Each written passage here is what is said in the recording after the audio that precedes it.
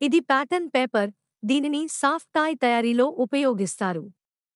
దీని సహాయంతో soft toy యొక్క వివిధ రకాల ప్యాటర్న్లను డ్రా చేయవచ్చు. దీని ద్వారా సాఫ్ట్ టాయ్కు మచ్చుతుగా కావాల్సిన ఆకారాన్ని ఇవ్వడం చాలా సులభం. మార్కెట్లో అనేక వివిధ డిజైన్లతో ప్యాటర్న్ పేపర్ సులభంగా అందుబాటులో ఉంటుంది.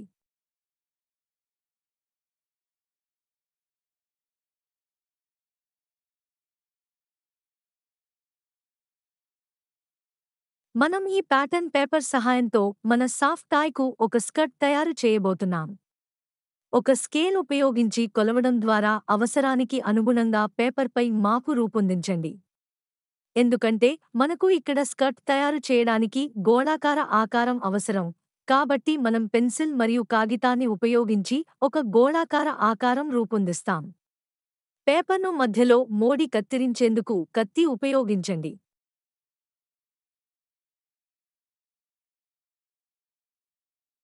ఇప్పుడు దీన్ని బాగా మోసి, దీనిపై ఒక మార్క్ వేసి, పైనుంచి కత్తిరించండి. ఇలా చేసిన తర్వాత మీ స్కర్ట్ ఆకారం సిద్ధంగా ఉంటుంది.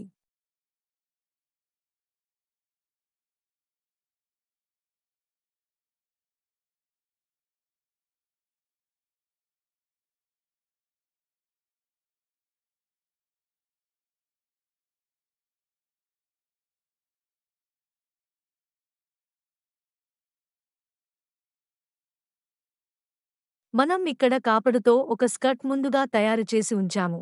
కానీ మీరు చూడగలరు, దీని ఆకారం చాలా బాగా ఉభరలేదు. ఇప్పుడు మేము ప్యాటర్న్ పేపర్ను దీనికి క్రింద ఉంచి సిద్దాం.